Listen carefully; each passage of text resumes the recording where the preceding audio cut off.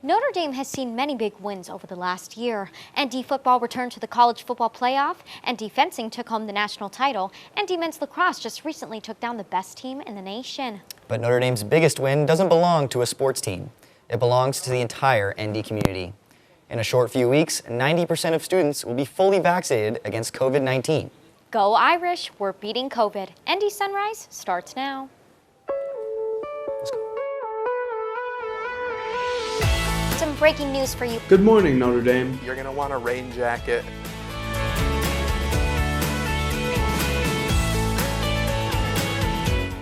Notre Dame men's basketball. Coming out of the East region and Can you get me a gym time? Not only that, it was a shutout, of course. For NDTV, I'm Abby Urban. Welcome back to ND Sunrise. I'm Lyric Medeiros, and I'm very happy to introduce Kieran Cantwell as our co-anchor for tonight. Abby has the night off, so Kieran will be filling in. Thank you, Lyric. I'm very happy to be here. We hope you all had a wonderful weekend. Let's begin with a quick look at our COVID dashboard from this week. We've had a slow 7-day moving average of 6.1 cases a day. The number of cases has not been this low all semester long. Great job, everyone. Wow, it looks like the vaccine is really helping us out. For sure. It certainly is. And with our 90% vaccination goal being reached last Thursday, our campus will be growing livelier by the day. That is very true, Lyric. To give us more information on the outcomes of the 90% vaccination goal, let's send it down to Anthony Rio. Anthony? 90% of the student body is now partially or fully vaccinated against COVID-19. In response to this rapid vaccination of the student body, the university will lift a number of health and safety protocols starting tomorrow. I'm excited to start returning stuff back to what our normal used to be. And I appreciate the university taking gradual steps in order to prevent any, potential outbreaks that might occur if we immediately jump back to what we had in the past. President Jenkins shared the university's plan to lift some protocols in an email to students last Thursday. I'm kind of happy with some of the limitations they're lifting, so like allowing us to go into the common spaces of some people's dorms again, which I think is definitely great because without at least that, sometimes it's hard to hang out with friends or find places to do that as well. The changes also include a lifting of the outdoor mask mandate, and gathering limits will be increased from 10 to 25 people. Another popular change is that the bookstore basketball rims have been put up again. I'm excited for the basketball hoops to be back, play some pickup basketball. The students I spoke with applauded these changes and the campus-wide effort to get the student body vaccinated so quickly. I think it's fitting given the 90% of the student population that's now vaccinated, and so I think it is only rewarding us for what we've achieved. I'm really excited that so much of the student body has been vaccinated, and I'm glad that we're all protecting ourselves. And I want to make sure that we continue to be somewhat cautious in the future with our actions, and just to make sure that everyone remains healthy and protected from COVID. Prepare yourselves, because when you're out and about walking to classes tomorrow, then you will see a lot of maskless faces. For NDTV, I'm Anthony Rio. Thank you, Anthony. We appreciate you keeping us informed about the changes here on campus. It's nice to hear what the students have to say about the COVID restrictions and them being lifted. Yes. Very proud of the entire campus getting vaccinated, reaching the goal, and reaping the benefits. Absolutely, 90%, we're here for it. Details about changes to these protocols will follow in separate communication from Mike Seaman and Aaron Hoffman-Harding. All of the other health and safety protocols, including wearing masks indoors, carrying a mask at all times, whether indoors or outdoors, maintaining physical distancing, washing your hands, and completing the daily health check still remain in place. The university urges everyone who has received the first dose to receive the second as well. Once second vaccine doses are administered at the on-campus vaccination site, they will provide an update on reduced frequency for weekly surveillance testing and exit testing for those who are vaccinated. In the meantime, students must continue to report for testing when called. In the coming days, the university is excited to announce some enhanced opportunities for graduating students as they move towards senior week and commencement weekend. Great news! I think things are starting to look up from here with vaccinations rolling out. I agree. I'm looking forward to be able to see people's full faces outside starting this Wednesday. Absolutely. Well, that's it for COVID updates. Now let's move on to some sports. Elise Dohoney gives us the latest on all things Irish sports. Elise. Good morning, Notre Dame. Here's what's happening in Irish sports. Unfortunately, the ND women's lacrosse team lost to Boston College on both Thursday and Saturday. The ND squad arrived in Chestnut Hill ranked number 4, with Boston College ranked number 5, and the two rival teams were tied 8-8 in all-time matches going into the 2-game series. However, even though the stats don't look as good coming out of Boston, Irish players still put up a great fight against the Eagles. In the 18-2 loss on Saturday, for example, sophomore attack Madison Ahern found the back of the net 5 times. Senior attack Maddie Howe and sophomore attack Jackie Wallach each collected 2 goals of their own and an assist. Wallach also earned 5 draw controls. Going forward, Notre Dame will close out the regular season with a pair of home contests against Virginia Tech and Louisville this week on Wednesday at noon and Saturday at 1 o'clock. Both games are home games, and the Saturday matchup being Senior Day. So go out and support these student athletes as they round out their regular season. So how about some good news? This weekend, the Notre Dame softball squad swept Virginia at home in an exhilarating 4-game series. Honestly, if you missed it, I feel sorry for you. The Irish won Game 1, 7-1, Game 2, 6-3, Game 3, 3-2, and Game 4, 5-1. And though the team's talent and chemistry was on display on every inning of each contest, it was the 7th inning of Game 3 that we need to relive together right now. So let's set the stage. It's the bottom of the 7th inning. The Irish are down 2-1. There's 2 outs. This is Notre Dame's last chance. And junior infielder Quinn Biggio steps up to the plate. She's cold off the bench, but all she needs to do is get on base. The Cavaliers fire a pitch, and Biggio smashes a single into center field. The Irish are in business. Next, senior outfielder Abby Sweet walks up to the plate. Game face on. You may recognize Sweet from my Thursday report where I said, quote, Virginia should also be aware of Abby Sweet.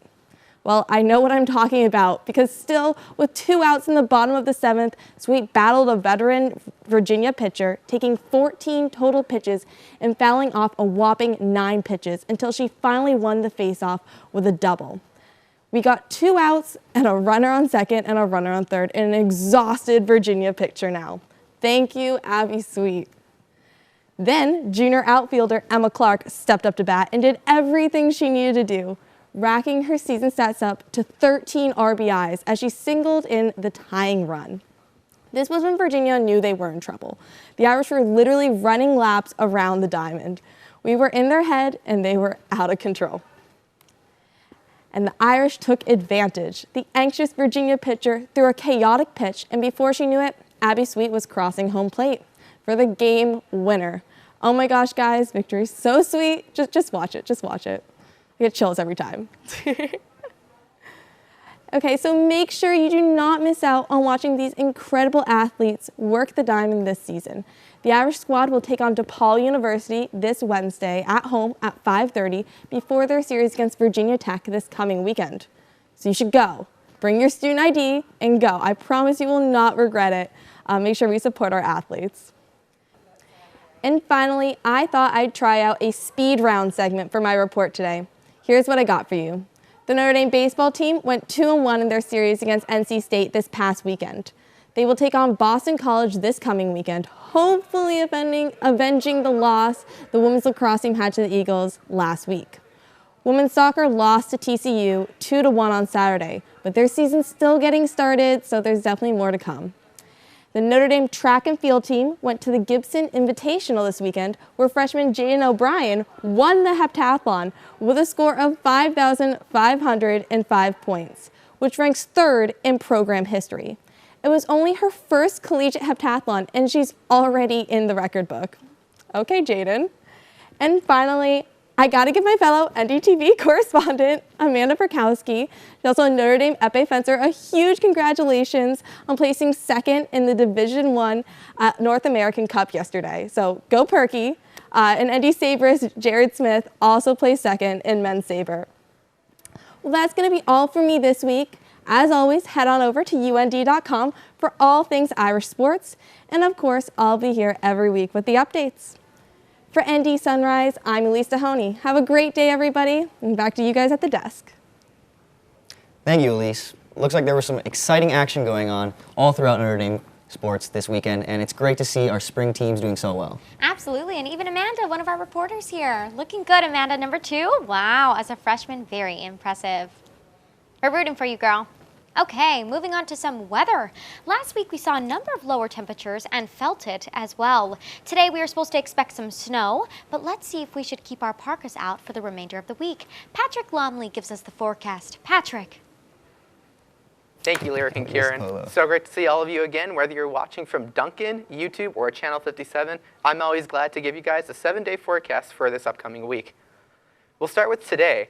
So, interesting enough, what you are seeing is snow. There will be snow showers today as it stands right now. It looks like a 40-50% chance. With that low of 28 and high of 40, we're not going to expect any of the snow to sit, I don't think. But yeah, snow in mid-April, just South Bend things, right? Moving on to Wednesday. Wednesday's our mini break, and unfortunately, weather doesn't call to hang out outside that much. We got a high of 47 and a low of 27. You can always vibe outside. I don't think there will be any inclement weather like snow or rain, hopefully not snow. But it might be a good idea. We can go indoors again in other people's dorms, so maybe just hang out inside for the time being. Moving on to Thursday, kind of the same colder temperatures, but Friday is when we get that high of 61, and we still get pretty sunny skies. So hopefully a great end to the week, and we'll be able to go outside some more. Unfortunately, Saturday we will see a little bit of everything, rain, clouds, and sun. I believe as it stands, it is about a 40-50% chance, but knowing our luck, it will rain for sure on Saturday with a high of 60, so it's always fun. Sunday, we will go a little bit lower, 55, still same low of 39. And on Monday, the beginning of next week, we'll get a high of 66 and a low of 49. So hopefully that means next week, we'll all be able to bring out the shorts. Back to you guys. Thank you, Patrick. Looks like we're going to need those heavier coats for the next couple of days. Luckily, I have one that goes all the way down to my ankles. I love that coat. It's so funny. Yeah. I mean, I'm hoping for some great weather, too. I am done with all of this rain, snow. I'm over it. I know. Where's our sunshine? Seriously. Hopefully, we'll have some sunnier days in the future.